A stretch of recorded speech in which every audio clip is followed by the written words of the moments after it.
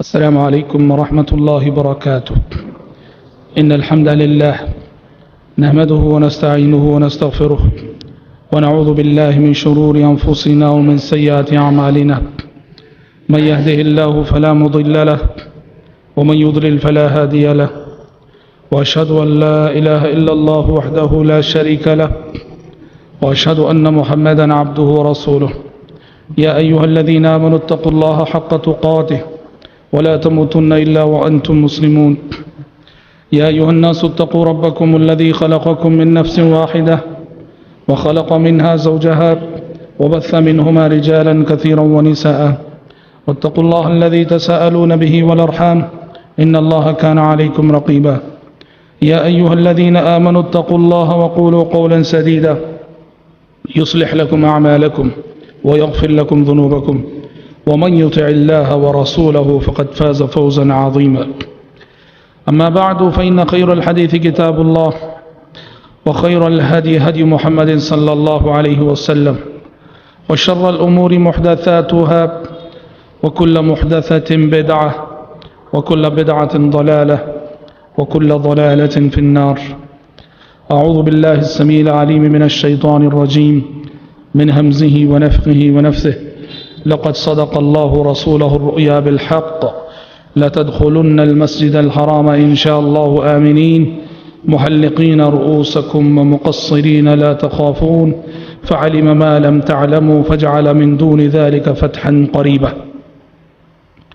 حضرات، دروس سیرت کا یہ سلسلہ جو اختتام کو پہنچ رہا ہے، ہم اس وقت نبی کریم صلی اللہ علیہ وسلم کی مدنی زندگی کے آخری ایام اور آخری چند سالوں کے جو حالات ہیں اس پر ہماری گفتگو جاری ہے. کل کے درس میں ہم نے سنا تھا کہ نبی کریم صلی اللہ علیہ وسلم نے مدنی زندگی میں یہودیوں کے ساتھ کیا سلوک کیا، کیا معاملہ کیا، یہودیوں کی شرارتیں کیسی رہیں، اور پیارے نبی صلی اللہ علیہ وسلم نے کس طرح مدینے کو یہودیوں سے پاک کیا، ان کے فتنے کا خاتمہ کیا.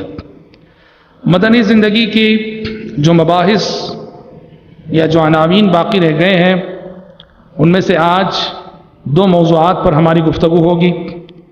آج کا ہمارا پہلا موضوع ہے صلح حدیبیہ، اور دوسرا موضوع ہے بادشاہوں کے نام دعوت اسلام کے خطوط جو آپ صلی اللہ علیہ وسلم نے بھیجے اور ارسال کیے. صلح حدیبیہ یہ مدنی زندگی کا ایک اہم واقعہ ہے، جس واقعے کے اندر بہت سارے سبق ہیں، بہت ساری عبرتیں ہیں.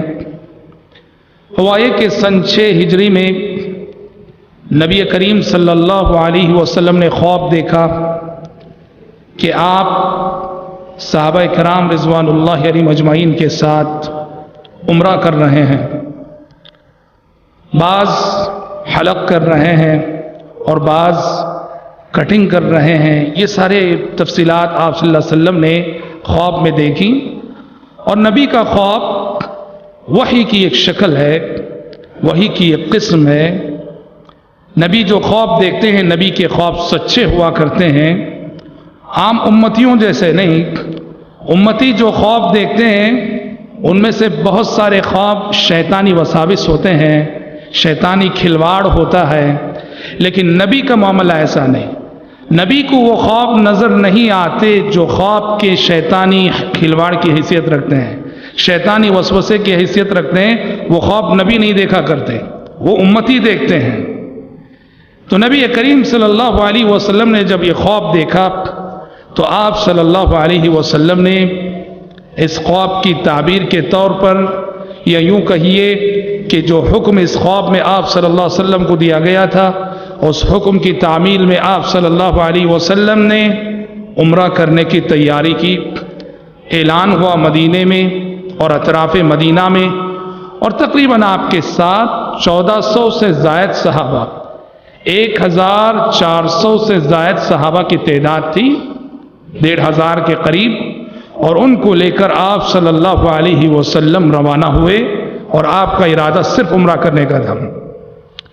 ادھر مشرکین مکہ کو خبر ہوئی، اطلاع ہوئی کہ آپ صلی اللہ علیہ وسلم تقریباً 1500 کی تعداد میں اپنے ساتھیوں کو لے کے آ رہے ہیں۔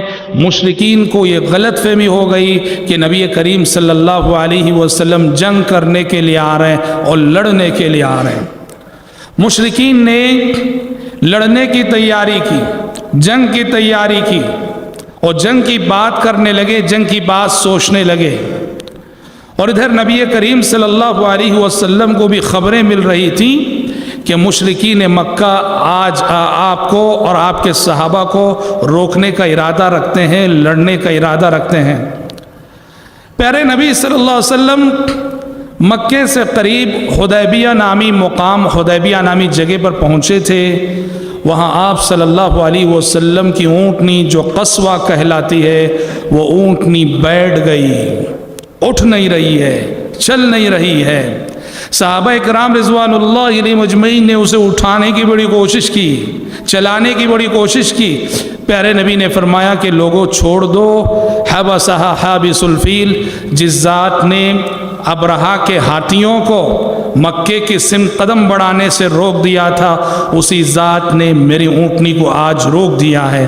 حبسہا حابس الفیل، جس کا مطلب یہ ہے کہ آج اس سفر میں مکے تک رسائی ہمارے مقدر میں نہیں ہے۔ بہرحال جب مشرکین کو یہ شبہ تھا، یہ شک تھا کہ آپ صلی اللہ علیہ وسلم جنگ کے ارادے سے آئے ہیں، لڑنے کے ارادے سے آئے ہیں، تو آپ صلی اللہ علیہ وسلم نے مشرکین کو سمجھانا چاہا کہ میرا ارادہ جنگ کا نہیں، میں اور میرے ساتھی صرف عمرے کے لیے آئے ہیں۔ نتیجے میں دونوں طرف سے سفارت کا سلسلہ جاری ہوا۔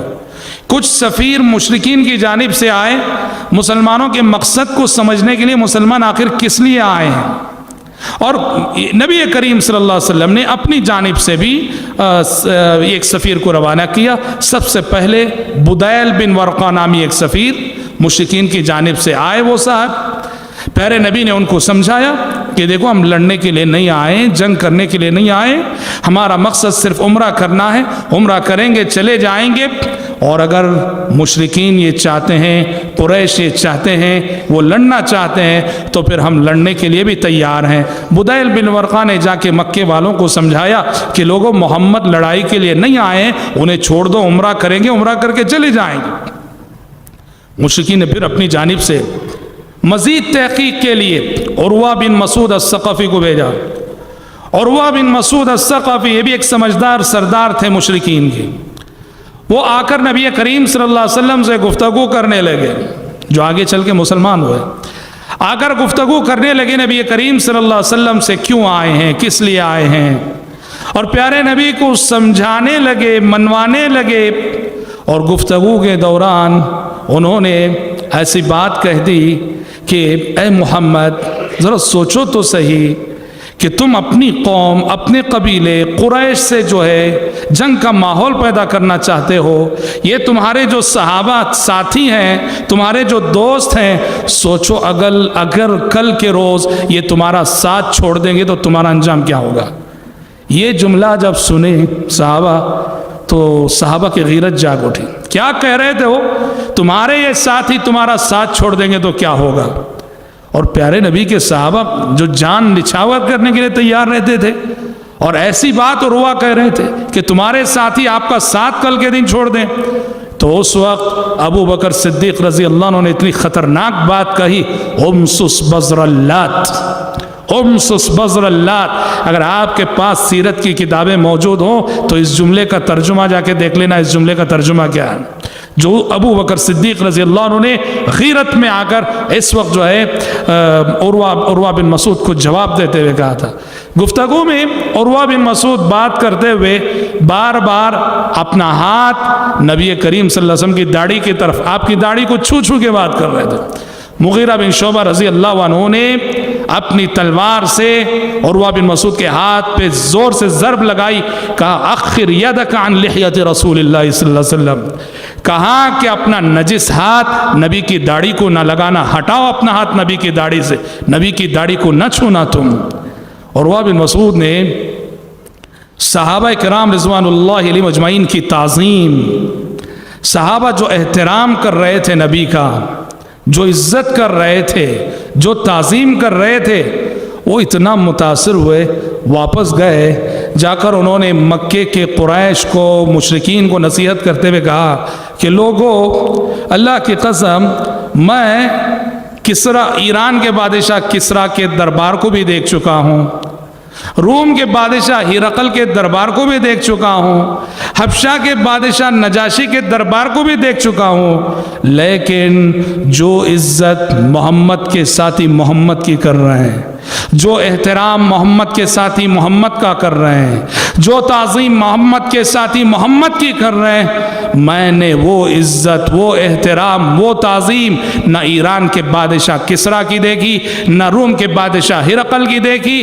اور نہ ہی کسی دربار میں دیکھی۔ کہا لوگوں میں نے دیکھا کہ وہ محمد پہ جان نچھاور کرنے کے لیے تیار ہیں، اگر محمد تھوک دیتے ہیں، محمد کے تھوک کو نیچے گرنے نہیں دیتے ہیں، کوئی ہاتھ بڑھاتا ہے اور کسی کے ہاتھ پہ وہ تھوک پڑتا ہے، وہ اپنے بدن سے مل لیتا ہے، وہ اگر وضو کرتے ہیں، کلی کرتے ہیں، محمد کے کلی کے پانی کو نیچے گرنے نہیں دیتے، مسبقت کر کے محمد کے کلی کے پانی کو وہ لے لیتے ہیں۔ کہا کہ لوگوں میرا مشورہ ہے، ایسے جان نثار فدائیوں سے لڑنے کی کوشش نہ کرو، کیونکہ ہم ایسے جان نثاروں سے لڑ کر کامیاب نہیں ہو سکتے ہیں۔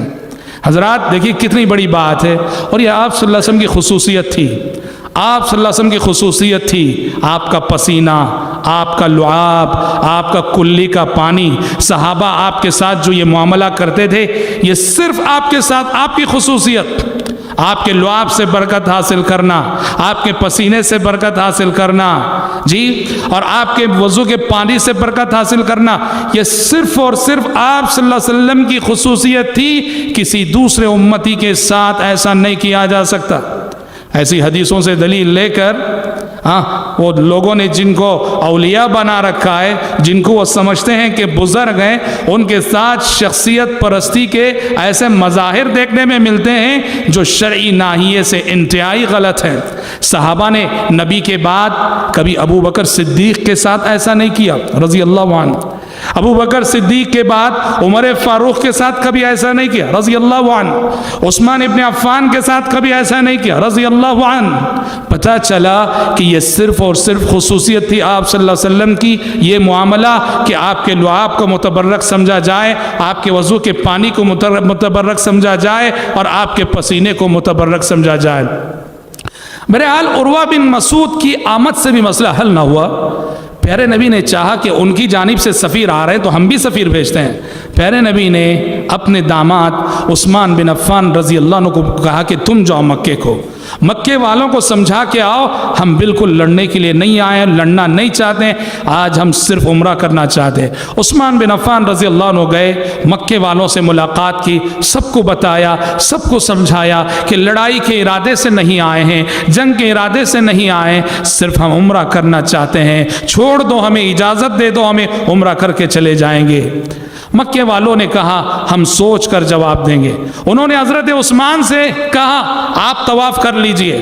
عثمان بن عفان رضی اللہ عنہ نے کہا جب تک اللہ کے نبی کو طواف کا موقع نہ ملے میں بھی طواف نہیں کروں گا اس وقت تک، رضی اللہ عنہ وارضا۔ ہوا یہ مشرکین نے چاہا کہ وہ پہلے مشورہ کریں گے، مشورہ کر کے بعد میں عثمان بن عفان کو جواب دیں گے۔ نتیجے میں عثمان بن عفان رضی اللہ عنہ کی مکے سے واپسی میں دیر ہو گئی، اور اس تاخیر کے نتیجے میں یہ افواہ مشہور ہو گئی مجاہدین اور صحابہ کے درمیان کہ نعوذ باللہ عثمان بن عفان کو مکے والوں نے شہید کر دیا ہے۔ اور اس وقت جب یہ افواہ مشہور ہوئی تو پیارے نبی نے ایک درخت کے نیچے جہاں آپ حدیبیہ میں رکے ہوئے تھے، اس درخت کے نیچے 1400 صحابہ سے بیعت لی، کہا کہ بیعت کرو کہ عثمان بن عفان کی جان کا بدلہ لے کر رہیں گے، عثمان بن عفان کی خون کا بدلہ لے کر رہیں گے۔ 1400 صحابہ نے آپ کے ہاتھ پہ اس وقت بیعت کی، جس بیعت کو بیعت الرضوان قرار دیا گیا۔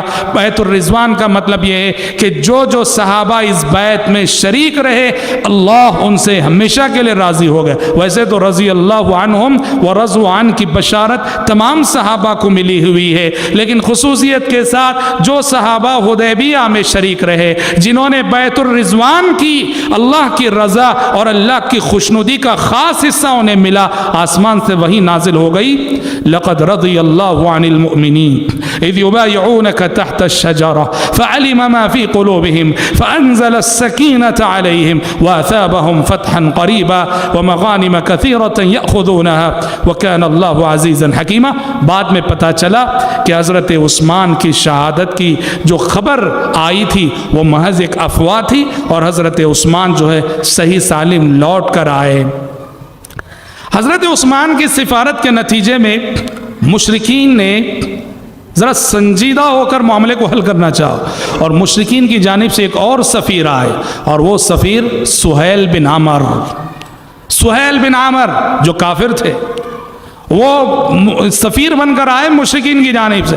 پیارے نبی نے جب سہیل کو آتے ہوئے دیکھا، آپ نے کہا سہیل آ رہے ہیں، تمہارا معاملہ آسان ہو جائے گا، کیونکہ آپ نے دیکھو سہیل کے نام سے نیک فال لیا۔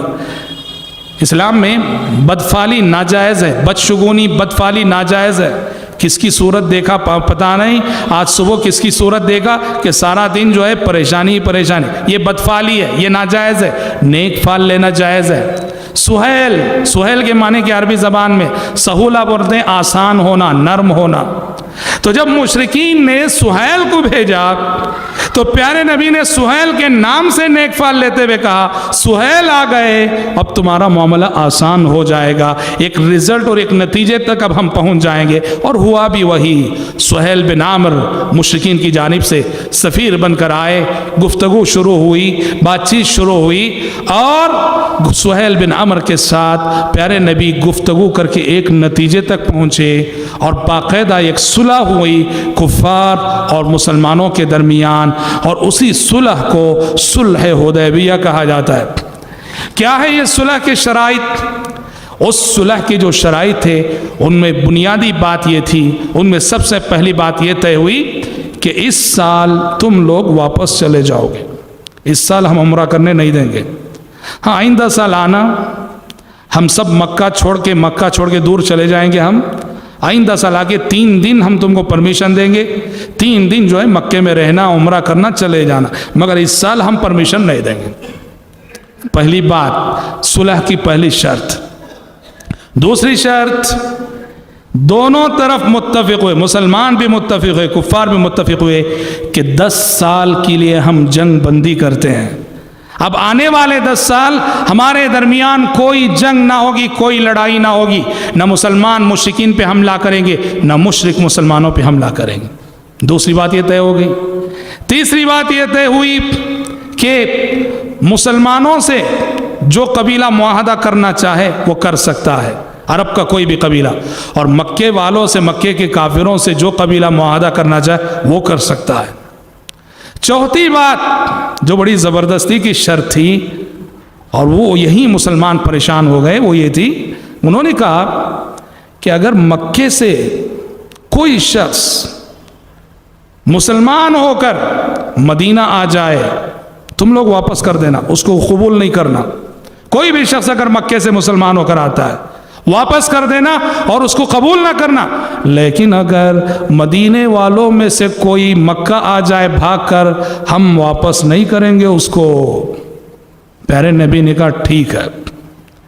یہ شرائط طے ہوئی، یہ شرائط طے ہوئی۔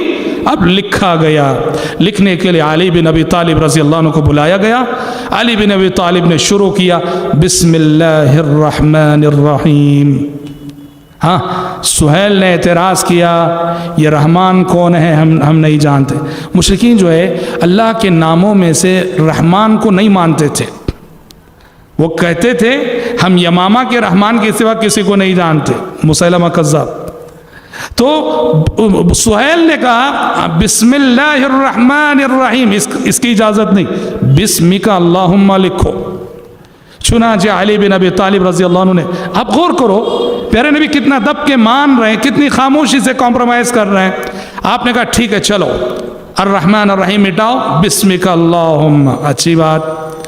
फिर जब सुलह की शराइत लिखने की बात आई तो कहा ये सुलह की शराइत हैं जो सुहेल बिन अमर और मोहम्मदुर रसूलुल्लाह के दरमियान तय हुई। सुहेल ने कहा हम आपको रसूलुल्लाह नहीं मानते, लिहाजा मोहम्मद बिन अब्दुल्ला लिखिए, मोहम्मदुर रसूलुल्लाह लिखने की इजाज़त नहीं दूंगा। प्यारे नबी ने कहा अच्छी बात है, मिटा दो भाई रसूलुल्लाह, सुभान अल्लाह, मिटा दो रसूलुल्लाह, अब्दुल्ला मोहम्मद बिन अब्दुल्ला ही लिख दो। अली बिन अबी तालिब रज़ी अल्लाह अन्हु ने कहा नामुमकिन है कि मेरे हाथ से रसूलुल्लाह मिटाऊं मैं, नामुमकिन है अल्लाह के नबी कि मैं आपके नाम के सामने लिखा हुआ रसूलुल्लाह मिटाऊं, मैं मिटा नहीं सकता। प्यारे नबी ने कहा अच्छा काहे बता दो, मैं खुद मिटाता हूँ। बताया गया, प्यारे नबी ने अपने दस्ते मुबारक से वो मिटा के मोहम्मद इब्न अब्दुल्ला लिखा गया कि ये वो सुलह के शराइत हैं जो सुहेल बिन अमर और मोहम्मद बिन अब्दुल्ला के दरमियान तय पाई। लिख दिए, शराइत लिख दी गई। आप देख रहे हैं कदम कदम पे क्या ज़बरदस्ती जी, कितनी ज़बरदस्ती है कि इस साल वापस जाएंगे और आइंदा साल आएंगे। फिर मक्के वालों में से कोई आ जाए, मुसलमान कबूल नहीं करना, वापस कर देना उसको, और अगर मदीने वालों में से कोई उनके पास चला जाए तो वो वापस नहीं करेंगे। और यहाँ बिस्मिल्लाहिर्रहमानिर्रहीम की जगह बिस्मिका अल्लाहुम्मा जी, और मोहम्मद रसूलुल्लाह की जगह मोहम्मद इब्न अब्दुल्ला। अच्छा ये अभी शराइत लिखी जा रही थी, अभी उस पर दस्तखत नहीं हुआ थे, साइन नहीं हुए थे। मक्के से एक सहाबी मुसलमान होकर आ गए, अबू जंदल। ये कौन थे अबू जंदल? इन्हीं सुहेल के बेटे, जो सुहेल मुशरिकीन की जानिब से सफ़ीर बन के आगे यहाँ शराइत तय कर रहे हैं। सुहेल के अपने फर्जंद, सुहेल के अपने लड़के अबू जंदल रज़ियल्लाहु अन्हु मुसलमान होकर उन्होंने बेड़ियों में जकड़ रखा था, बेड़ियों के साथ बेड़ियों को घसीटते हुए किसी तरह आके हुदैबिया में प्यारे नबी के सामने अपने आप को डाल दिया।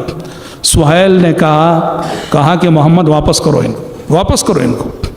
पहले कहा कि अभी जो हम तय करें ना, मक्के से कोई भी आए तुम वापस कर दोगे, वापस करो। प्यारे नबी ने कहा अभी तो बात चल रही है, अभी तो कोई मुकम्मल फाइनल नहीं हुई है बात, अभी तो शराइत लिखी जा रही, इनको छोड़ दो, आइंदा आने वालों पर कानून नाफिज करेंगे। सुहेल ने कहा नहीं, इनको वापस करेंगे तभी हम इन शराइत को मानेंगे, और इनको वापस नहीं करेंगे आप तो फिर हम नहीं मानेंगे। प्यारे नबी ने कहा चलो अच्छी बात, वापस कर दिया। अल्लाह अकबर। अबू जंदल को शराइत के मुताबिक आपने तय किया था कोई भी आएगा वापस कर देंगे, प्यारे नबी ने वापस कर दिया। और ऐसे ही वाक़या उसके बाद अबू बसीर एक सहाबी आए, अबू बसीर रज़ी अल्लाह अन्हु, वो भी आए और प्यारे नबी ने शराइत के मुताबिक उनको भी वापस किया। इसलिए कि अबू बसीर मक्के से जब मदीना आए, उनके पीछे दो काफिर आ गए मक्के से, मक्के वालों ने दो काफिर को भेज दिया कि अबू बसीर तुम्हारे पास आए हैं और हुदैबिया की शराइत के मुताबिक इनको वापस करना है, वापस करो। प्यारे नबी ने अबू बसीर रज़ी अल्लाह अन्हु को वापस कर दिया। देखिए सुभान अल्लाह, अहदो पैमान का पासो लिहाज, वादे का पासो वापस कर दिया। अब अबू बसीर उन दोनों काफिरों के साथ मदीने से निकले मक्का जाने के लिए। दोनों अबू बसीर को पकड़े ज़िल हुलैफा पहुँचे थे, मदीने का जो मीक़ात है आज ज़िल हुलैफा पहुँचे थे। वहाँ अबू बसीर रज़ी अल्लाह अन्हु ने मौका ताक कर उन दोनों में से एक की तलवार ली, तलवार लेके उसकी गर्दन उड़ाई, एक का काम तमाम हो। दूसरा शख्स जो था वो खुद भागकर मदीने वापस आ गया अल्लाह के नबी के पास। अब अबू बसीर भी मदीना आए, आके कहा अल्लाह के नबी आपने तो अपना वादा पूरा कर दिया, अपना अहद निभा दिया, आप मुझे वापस कर दिए थे ना, अब फिर मैं आ गया हूँ, बस अब मुझे वापस नहीं करना। प्यारे नबी ने कहा कि अबू बसीर तुम्हारी वजह से ये सुलह की शराइत जो टूट सकती हैं, चले जाओ। अबू बसीर क्या किए, वहाँ से निकल कर कहा कि अच्छी बात है अल्लाह, मक्का नहीं जाऊँगा। मक्का और मदीना के दरमियान एक साहिली इलाका आता है, जी हम वहाँ अबू बसीर, आज उस जगह को ईस कह दें, अल ईस, वहाँ जाकर अबू बसीर रज़ी अल्लाह अन्हु ने पड़ाव किया। अबू बसीर के जब वहाँ पड़ाव किए तो अबू जंदल भी किसी तरह से, जिनको अल्लाह के नबी वापस करे थे, मक्के से छुटकारा पाके वो भी आके अबू बसीर से शामिल हो गए। अब ये हुआ जो भी मक्के में मुसलमान होता, मदीना जाने के बजाय खुद ब खुद अबू बसीर रज़ी अल्लाह अन्हु के साथ शामिल हो। इनकी एक फ़ौज बन गई धीरे धीरे। जब इनकी एक फ़ौज बन गई تو جس جگہ یہ لوگ ٹھہرے ہوئے تھے وہاں سے مشرکین کے تجارتی قافلے گزرتے تھے. ان لوگوں نے مشرکین کے تجارتی قافلوں پہ حملے کرنے شروع کر دیے. مشرکین کی تجارت خطرے میں پڑ گئی.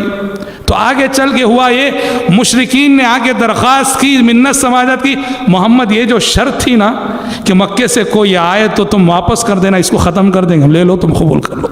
سبحان اللہ. ہاں دیکھو اللہ کی مدد کیسے آتی ہے. تو بہرحال یہ تو خیر بات کی بات ہوئی, لیکن جب یہ شرائط طے ہو رہی تھی, اللہ اکبر, یہ شرائط صحابہ سے ہضم نہ ہوئی. جیسے ہم نے کہا کیا زبردستی, بسم اللہ الرحمن الرحیم مٹاؤ, بسمک اللہم لکھو, رسول اللہ مٹاؤ, محمد بن عبداللہ لکھو. یہ سب شرائط صحابہ سے ہضم نہ ہوئی. اب پیارے نبی اتنا دب کے, جبکہ آپ کے ساتھ 1400 کی تعداد میں وہ صحابہ ہیں جو موت پر بیعت کر چکے تھے کہ آج ہم جان دے کر رہیں گے اگر ضرورت پڑی تو. ایسے جان نثار رکھتے ہوئے پیارے نبی نے ایسے دب کر صلح کی. یہ بات ہضم نہیں ہو رہی تھی. صحابہ کی جانب سے پیارے نبی سے گفتگو کرنے کے لیے عمر بن خطاب آ گئے رضی اللہ عنہ وارضا. جلالی شخصیت, جذبات میں آ گئے حضرت عمر. حضرت عمر نے کہا کہ اللہ کے نبی, کیا آپ نے یہ نہیں کہا تھا کہ ہم عمرہ کرنے والے ہیں؟ پیارے نبی نے کہا بالکل کہا تھا کہ عمرہ کرنے والے ہیں, مگر یہ کب کہا تھا کہ اسی سال کرنے والے ہیں؟ جی. حضرت عمر نے کہا اے اللہ کے نبی, زمانے جاہلیت میں ہم نے کبھی ذلت اور رسوائی سے مفاہمت نہ کی, کمپرومائز نہیں کیا.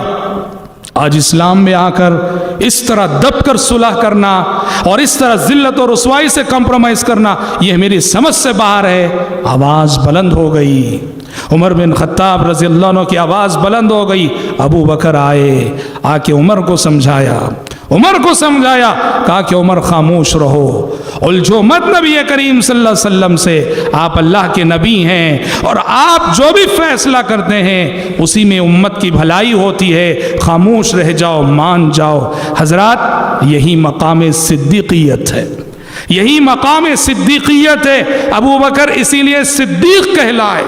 ایسے موقعوں پر جہاں سبحان اللہ اوروں سے بات مشکل سے ہضم ہوتی تھی, ابو بکر سمعنا واطعنا کہتے تھے. بہرحال حضرت عمر خاموش رہ گئے. حضرت عمر خاموش رہ گئے. اس کے بعد پیارے نبی نے لوگوں کو حکم دیا, اب سب احرام میں, حالت احرام میں ہیں, اور سب بہت ساروں کے ساتھ جانور ہیں جو حرم میں قربان کرنے کے لیے لائے ہوئے ہیں.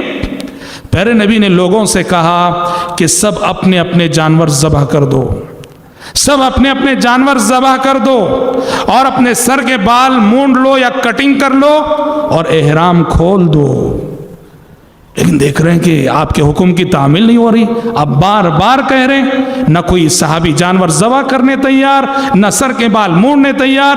پیارے نبی پریشان ہیں, اپنی ٹینٹ کے اندر خیمے میں داخل ہو رہے ہیں, باہر نکل رہے ہیں. ام سلمہ رضی اللہ عنہا جو اس سفر میں آپ کی اہلیہ زوجہ ام المومنین ساتھ تھیں, پیارے نبی کی پریشانی دیکھی تو کہا اللہ کے نبی کیوں پریشان ہیں آپ؟ پیارے نبی نے کہا ام سلمہ لوگوں سے کہہ رہا ہوں کہ وہ اپنے جانور ذبح کریں, سر کے بال مونڈے, احرام کھول دیں, میں دیکھ رہا ہوں کہ میرے حکم کی تعمیل نہیں ہو رہی ہے.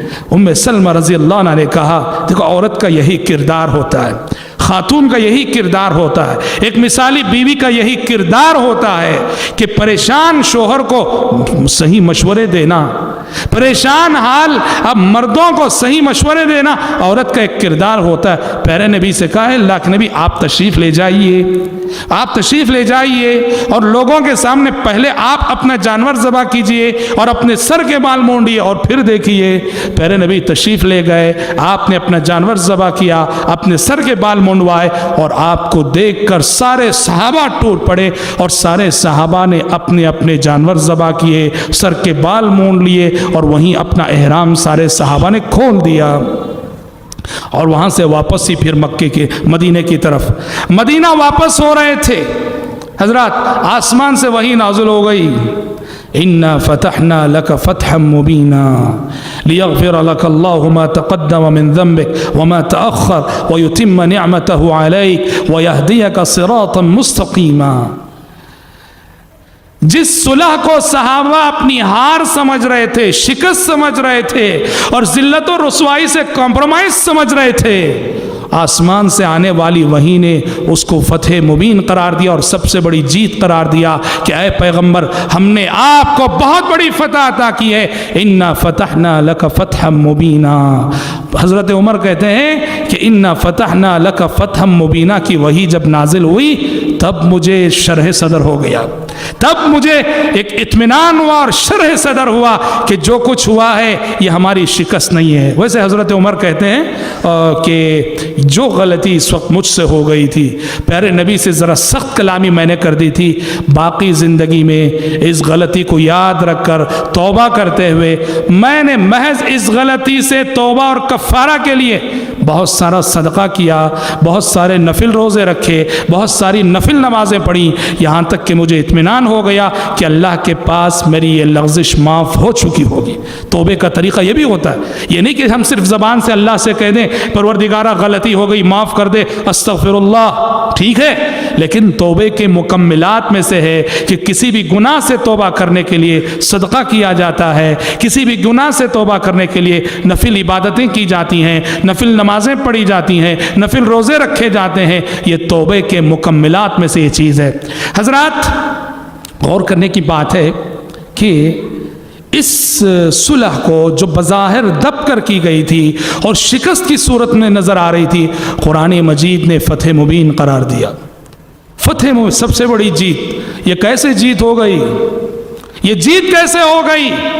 ہاں، یہ جو ہے بات کے حالات کو دیکھو تو سمجھ میں آتا ہے۔ واللہ یہ صلح جو بظاہر دب کر کی گئی تھی، واللہ یہ بہت بڑی جیت تھی، بہت بڑی فتح تھی۔ کیسے؟ اس صلح کے نتیجے میں آپ دیکھیں گے کہ اس کے بعد اسلام کی دعوت بڑی تیزی سے پھیلنے لگی، اتنی تیزی سے اسلام پھیلا، اتنی تیزی سے اسلام پھیلا اس کے بعد، اللہ اکبر، کہ آپ دیکھیں گے صلح حدیبیہ میں پیارے نبی سن 6 ہجری میں آئے تو صرف 1400 صحابہ آپ کے ساتھ، لیکن 2 سال بعد سن 8 ہجری میں مکہ فتح کرنے کے لیے آئے تو آپ کے ساتھ 10,000 صحابہ تھے، 10,000 کی تعداد میں۔ 2 سال پہلے صرف 1400 اور 2 سال بعد 10,000 کی فوج۔ اس سے اندازہ ہوتا ہے کہ صلح حدیبیہ کے بعد اسلام کتنی رفتار سے پھیلا۔ اور سبحان اللہ، اس صلح کے نتیجے میں کیا ہوا؟ مشرکین بھی ذرا ٹھنڈے پڑے، ورنہ تو اب تک خالی لڑنے ہی کی سوچتے تھے، جنگ کرنے ہی کی سوچتے تھے۔ صلح ہوئی، وہ ذرا ٹھنڈے ہوئے اور ان کو مسلمانوں سے ان کے تعلقات ہوئے، قریب آنے کا موقع ملا، ٹھنڈے دماغ سے سوچنے لگے۔ اللہ اکبر، ان کے بڑے بڑے سردار مسلمان ہو گئے۔ خالد بن ولید، اللہ اکبر، وہ سپہ سالار صلح حدیبیہ کے بعد ہی مسلمان ہوئے۔ عثمان بن طلحہ، جن کے پاس کعبۃ اللہ کی چابی تھی، کعبۃ اللہ کی چابی رکھنے والے، صلح حدیبیہ کے بعد مسلمان ہوئے۔ عمرو بن العاص، اللہ اکبر، جنہیں داہیۃ العرب کہا جاتا تھا کہ پورے عرب کے چالاک ترین انسان، عمرو بن العاص صلح حدیبیہ کے بعد مسلمان ہوئے۔ جب یہ تینوں آئے مسلمان ہونے کے لیے، عمرو بن العاص آئے، خالد بن ولید آئے اور عثمان بن طلحہ آئے، تو پیارے نبی نے مدینے میں صحابہ سے کہا، یہ دیکھو، یہ مکہ ہے جس نے اپنے کلیجے کو جو ہے تمہارے سامنے ڈال دیا ہے، یہ کلیجے کے ٹکڑے ہیں مکے والوں کے، مکہ نے اپنے کلیجے کے ٹکڑوں کو جو ہے تمہارے سامنے جھکا دیا ہے، تمہارے در پہ جو ہے ڈال دیا ہے۔ حضرات، یہ سیاسی فتح نہ تھی، سیاسی ناحیے سے دیکھو تو مسلمان دب کر مانے تھے، لیکن اس شکست کو فتح اس لیے قرار دیا گیا کہ یہ دعوتی فتح تھی، یہ تبلیغ کی فتح تھی، یہ دعوتی ناحیے سے فتح تھی، اور اسلام دعوتی مذہب ہے، تبلیغی مذہب ہے۔ اسلام آیا ہے پھیلنے کے لیے، اسلام آیا انسانوں کو جہنم کی آگ سے بچانے کے لیے۔ سیاسی ناحیے سے دیکھو تو سچ ہے، مسلمانوں کو واپس جانا پڑا، دب کر شرائط ماننی پڑی، لیکن تبلیغ کے ناحیے سے دیکھو، اس صلح کے نتیجے میں اسلام کی رفتار تیز ہو گئی، اس لیے اس کو جو ہے یدخلون فی دین اللہ افواجا کا منظر سامنے آ گیا، اس لیے اس صلح کو جو ہے فتح مبین قرار دیا گیا۔ انا فتحنا لک فتحا مبینا۔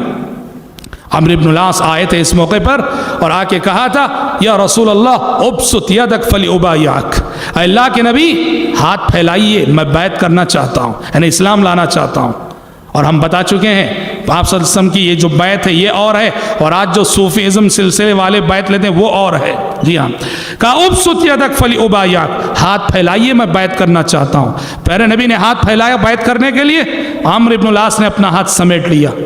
پیارے نبی نے پوچھا ما لک یا عمرو، پیارے نبی نے کہا عمرو کیا بات ہے، تم ہی تو بولے تھے کہ ہاتھ پھیلاؤ، اور جب میں نے ہاتھ پھیلایا تو تم نے اپنا ہاتھ سمیٹ لیا۔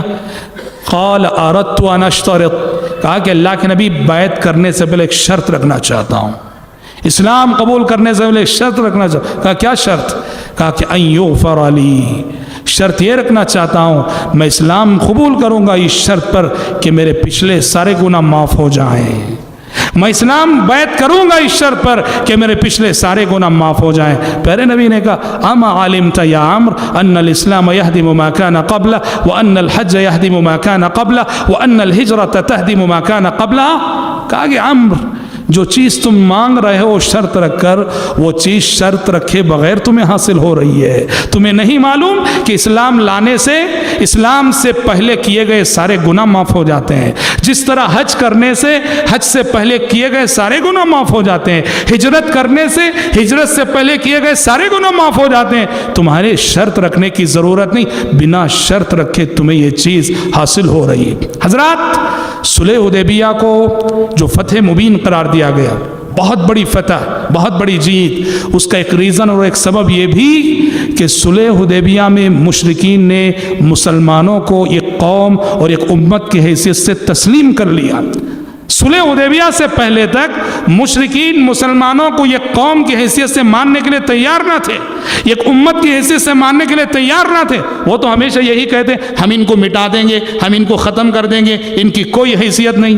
لیکن جو کمپرومائز ہوا، جو صلح ہوئی، اس کا مطلب یہ ہوا کہ انہوں نے مسلمانوں کو تسلیم کر لیا، مسلمانوں کی قوت کو، مسلمانوں کی طاقت کو اور مسلمانوں کے وجود کو تسلیم کر لیا۔ اس حیثیت سے بھی یہ صلح فتح مبین تھی۔ اور حضرات یاد رکھنا، صلح حدیبیہ کا ایک بہت بڑا سبق یہ بھی، صلح حدیبیہ کا ایک بہت بڑا سبق یہ بھی کیا ہے کہ دنیا میں انسان ہمیشہ جیت کر ہی نہیں جیتتا ہے، دنیا میں انسان ہار کر بھی جیتتا ہے۔ ہاں یاد رکھنا، دنیا میں اللہ کے نبی نے صلح حدیبیہ سے یہ سبق دیا کہ کبھی کبھی فتح شکست کے راستے سے بھی آتی ہے، کبھی کبھی انسان ہار کر بھی جیتتا ہے۔ تو لہٰذا اپنے نفس کو دبانے کی کوشش کرو، اپنے نفس کو کچلنے کی کوشش کرو۔ کبھی کبھی زندگی میں جیت ہار کے راستے سے بھی آتی ہے۔ من تواضع للہ رفعہ، جو اللہ کے لیے چھوٹا بن جائے اللہ اس کو رفعتیں عطا کرے گا، بلند کرے گا۔ تو زندگی میں جیت ہار کے راستے سے بھی آتی ہے۔ اور صلح حدیبیہ میں پیارے نبی نے یہ سبق بھی دیا، یہ درس بھی دیا کہ جوش پر ہوش کی حکومت ہونی چاہیے، جوش پر ہوش کی حکومت ہونی چاہیے۔ اگر ہوش پر جوش حکومت کرنے لگ جائے تو پھر اس کے نقصانات بڑے خطرناک ہوتے ہیں۔ صلح حدیبیہ یہ جو ہوش کی جیت تھی، جوش پر ہوش کی جیت تھی۔ پیارے نبی نے یہاں جوش کو دبایا اور ہوش کو جو ہے آپ صلی اللہ علیہ وسلم نے ہوش کی بات مانی۔ اسی کو حکمت کہتے ہیں، اسی کو حکمت کہتے ہیں۔ ادعو الی سبیل ربک بالحکمہ والموعظۃ الحسنہ وجادلہم باللتی ہی احسن۔ اور حضرات، صلح حدیبیہ کو جو فتح مبین قرار دیا گیا، انا فتحنا لک فتحا مبینا، ہم نے آپ کو بہت بڑی فتح عطا کی، بہت بڑی کامیابی۔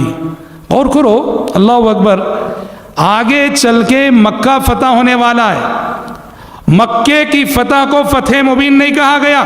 غور کرنے کی بات ہے یہ، مکے کی فتح کو جب مکہ پورا فتح ہو گیا، خانہ کعبہ پہ مسلمانوں کا کنٹرول ہوا اور شرک ہمیشہ کے لیے دب گیا، ختم ہو گیا مکے سے، اس فتح کو، اس جیت کو فتح مبین نہیں کہا گیا، لیکن صلح حدیبیہ کو فتح مبین اور سب سے بڑی جیت کہا گیا۔ اس سے سمجھ میں آتا ہے کہ اسلام کتنا پرامن مذہب ہے۔ گویا پیارے نبی نے اپنی زندگی کی سب سے بڑی جیت یہ قطرہ خون بہائے بغیر حاصل کی، ایک قطرہ خون بہائے بغیر، اسلام کی نظر میں، قرآن کی نظر میں پیارے نبی کی جو 80 سے زائد جنگیں تھیں، جیسے ہم نے کہا مدنی زندگی میں چھوٹی بڑی 80 سے زائد لڑائیاں ہوئی کافروں سے، ان 80 سے زائد جنگوں میں، ان 80 سے زائد لڑائیوں میں قرآن مجید صلح حدیبیہ کو سب سے بڑی جیت قرار دیتا ہے، فتح مبین قرار دیتا ہے، جس میں نہ لڑائی ہوئی، جس میں نہ تیر چلا، جس میں نہ تلوار چلی، جس میں نہ ایک قطرہ انسانی خون بہا۔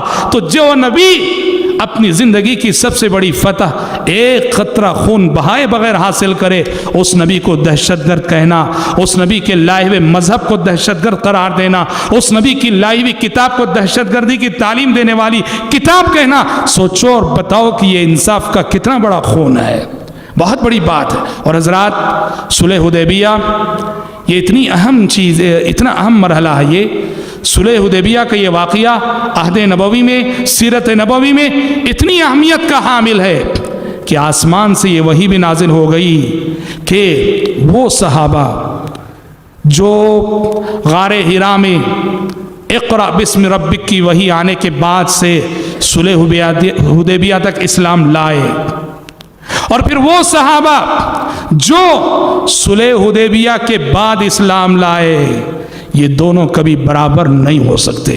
سورہ حدید لا يستوي منكم من انفق من قبل الفتح وقاتل، لا يستوي منكم من انفق من قبل الفتح وقاتل اولئك اعظم درجة من الذين انفقوا من بعد وقاتلوا۔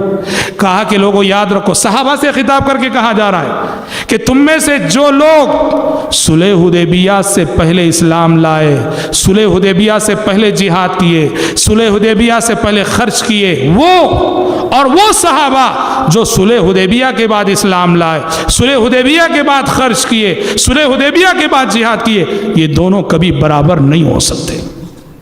اس آیت میں فتح سے مراد راجح قول کے مطابق صلح حدیبیہ ہے۔ یہ اور بات ہے کہ بعض مفسرین نے فتح مکہ بھی مراد لیے، لیکن جمہور مفسرین کے نزدیک اس آیت میں فتح سے مراد صلح حدیبیہ ہے۔ سوچو تو صحیح، یہ کتنا، یعنی صلح حدیبیہ عہد نبوی میں ایک ٹرننگ پوائنٹ ہے، یہ ٹرننگ پوائنٹ ہے۔ یہ اللہ تعالیٰ نے کہہ دیا کہ وہ صحابہ جو صلح حدیبیہ سے پہلے اسلام لائے اور وہ صحابہ جو صلح حدیبیہ کے بعد اسلام لائے، یہ دونوں کبھی برابر نہیں ہو سکتے۔ اور اس کو آپ سمجھیے اس حدیث کی روشنی میں، ایک مرتبہ کیا ہوا، دو صحابہ میں کچھ بات چیت ہو گئی۔ جی ہاں، حضرت خالد بن ولید رضی اللہ عنہ نے عبد الرحمن ابن عوف رضی اللہ عنہ کے حق میں کچھ زبان درازی کر دی۔ خالد بن ولید رضی اللہ عنہ، انہوں نے عبد الرحمن ابن عوف رضی اللہ عنہ کے حق میں کچھ سخت جملے کہہ دیے۔ ہاں، خالد بن ولید صلح حدیبیہ کے بعد اسلام لائے ہوئے صحابی ہیں، عبد الرحمن ابن عوف سابقین اولین میں سے، ابتدائی دور میں اسلام لانے والوں میں سے۔ جب خالد بن ولید رضی اللہ عنہ نے کچھ سخت جملے کہہ دیے، عبد الرحمن ابن عوف رضی اللہ، دونوں صحابی ہیں، دونوں فضیلت والے، دونوں کی بڑی منقبتیں ہیں، لیکن فرق مراتب ضرور ہے۔ اس وقت پیارے نبی نے کہا تھا لا تسبوا اصحابی، صحابی سے مخاطب ہو کے کہا میرے ان صحابہ کو برا بھلا نہ کہو جنہوں نے اسلام لانے میں سبقت کی۔ لا تسبوا اصحابی فوالذی نفسی بیدہ لو انفق احدکم مثل احد ذہبا لما بلغ مد احدہم ولا نصیفا، قسم ہے اس ذات کی جس کے ہاتھ میں محمد کی جان ہے کہ تم میں سے کوئی شخص احد پہاڑ کے برابر بھی سونا، دیکھو بہت غور کرنے کی بات، خطاب کس سے؟ خالد بن ولید رضی اللہ عنہ سے جو صلح حدیبیہ کے بعد، تم میں سے کوئی شخص احد پہاڑ کے برابر بھی سونا خرچ کر لے۔ میرے صحابہ نے میرے ساتھ رہتے ہوئے جو ایک مد صدقہ کیا تھا، گیہوں کا، جو کا، ایک مد آدھا کلو اور کچھ زائد، ایک مد جو صدقہ کیا تھا، تم احد پہاڑ کے برابر سونا خرچ کر کے بھی اس ایک مد کے صدقے کے اجر و ثواب کو نہیں پہنچ پاؤ گے۔ پتہ چلا میرے بھائی، صلح حدیبیہ کے بعد ایمان لانے والے صحابی صلح حدیبیہ سے پہلے ایمان لانے والے صحابی کے مقام اور مرتبے کو نہیں پہنچ سکتے۔ جب صحابی کے مقام کو نہیں پہنچ سکتے تو غلط ہیں یہ دعوے جو لوگ نعوذ باللہ بات کے ادوار میں جن کو انہوں نے بزرگ سمجھا، جن کو انہوں نے ولی سمجھا، نعوذ باللہ اولیاء کو، اماموں کو، ائمہ کو صحابہ سے زیادہ مقام دینا، صحابہ سے زیادہ اونچا مرتبہ دینا، اور یہ سمجھنا کہ فلاں ولی فلاں بزرگ یہ نبی کے بعد اس امت میں سب سے اونچا مقام رکھتے ہیں۔ جیسا کہ آپ دیکھیں گے ہماری یہ جو بریلوی عوام ہے، بریلویوں کے نزدیک پوچھ کر دیکھو، ہر بریلوی کا عقیدہ ہے، پوچھو خواجہ معین الدین چشتی رحمت اللہ علیہ کیا کہیں گے؟ ایسے جیسے پیغمبر کے بعد اس امت میں کسی کا مقام ہو تو خواجہ معین الدین چشتی کا۔ یاد رکھو، اللہ کی قسم، اللہ کی قسم، طبقہ صحابہ کے ادنا سے، جیسے ہم نے کہا صحابہ کے مراتب ہیں، صحابہ کے درجات ہیں، ادنا سے ادنا صحابی جو سب سے صحابہ کے درجات میں سب سے آخری درجے کے جو صحابی ہیں، بعد کی آنے والی نسلوں میں کتنا بڑا اللہ کا ولی ہو اس صحابی کے مقام کو بھی نہیں پہنچ پائے گا۔ مقام صحبت بہت عظیم چیز ہے، مقام صحبت، نبی کا صحابی بننا، نبی کے صحابی بننے کا شرف رکھنا، یہ اتنا بڑا شرف ہے، اللہ اکبر۔ اسی لیے تو کس سے امام احمد سے پوچھا گیا تھا رحمت اللہ علیہ، یا کئی لوگوں کی طرف، کئی اہل علم کی طرف یہ بات منسوب ہے، معاویہ بن ابو سفیان اور عمر بن عبدالعزیز رحمۃ اللہ علیہ دونوں کے درمیان بعض لوگوں نے مقارنہ کرنا چاہا، دونوں میں کون افضل ہیں؟ معاویہ بن ابی سفیان رضی اللہ عنہ صحابی ہیں، صحابی ہیں، لیکن وہ صحابی ہیں جو صلح حدیبیہ کے بعد ایمان لائے، اور ان کے کچھ فیصلے ایسے ہیں جن سے اختلاف کیا جا سکتا ہے، لیکن عمر بن عبدالعزیز رحمۃ اللہ علیہ انہوں نے خلافت کو علی منہاج النبوہ پھر سے قائم کیا، ان کی بڑی منقبت ہے، مگر وہ صحابی نہیں، وہ تو تابعی تھے۔ عمر بن عبدالعزیز کا بڑا مقام، بڑا مرتبہ۔ کسی نے پوچھا احمد بن حنبل رحمۃ اللہ علیہ سے کہ امیر معاویہ رضی اللہ عنہ افضل ہیں یا عمر بن عبدالعزیز رحمۃ اللہ علیہ؟ کس کے درمیان وہ مقارنہ کرنا چاہ رہے ہیں؟ ایک صحابی اور ایک تابعی کے درمیان۔ کہا کہ امیر معاویہ رضی اللہ عنہ وارضا یہ افضل ہیں یا عمر بن عبدالعزیز رحمۃ اللہ علیہ افضل ہیں؟ انہوں نے جواب دیا کہ فضیلت کی کیا بات کر رہے ہو، اللہ کی قسم عمر بن عبدالعزیز اپنی زندگی کی ساری عبادتیں، اپنی ساری فضیلتیں لے کر آ جائیں، معاویہ رضی اللہ عنہ نے پیارے نبی کے ساتھ رہ کر جو جہاد کیا تھا، جہاد میں شرکت کی تھی، اور جہاد میں شرکت کرتے ہوئے ان کے گھوڑے کے قدموں کے نیچے سے جو دھول اڑی تھی، عمر بن عبدالعزیز اپنی زندگی کی ساری فضیلتیں لے کر آ جائے اس دھول کے برابر بھی نہیں پہنچ سکتے۔ یہ مقام صحبت ہے، یہ مقام صحبت ہے۔ لا يستوي منكم من انفق من قبل الفتح وقاتل اولئك اعظم درجة من الذين انفقوا من بعد وقاتلوا۔ پتہ چلا کہ صلح حدیبیہ ایک ایسا اہم موقع ہے، ایک ایسا ٹرننگ پوائنٹ ہے کہ سیرت نبوی میں اس کی بڑی اہمیت ہے، اور اس سے پہلے جو صحابہ اسلام لائے، اسلام کے لیے قربانیاں دیے، اسلام کے راستے میں خرچ کیے، ان کی فضیلت ہی الگ ہے، ان کی منقبت ہی الگ ہے۔ حضرات، ہمارا دوسرا موضوع جو آج کے درس سے متعلق تھا وہ بادشاہوں کے نام خطوط، انشاءاللہ یہ موضوع ہم کل اس موضوع پر روشنی ڈالیں گے۔ اس موضوع کے ساتھ فتح مکہ پر کل روشنی ڈالی جائے گی۔ آج اسی پر اپنی گفتگو کو ختم کرتے ہیں۔ دعا ہے رب العالمین سے اللہ تعالی ہم سب کو، آپ سب کو یہ توفیق عطا فرمائے کہ ہم اپنی عملی زندگیوں کو سیرت رسول کے سانچے میں ڈھال سکیں۔ اللہم آمین، وآخر دعوانا الحمد للہ رب العالمین۔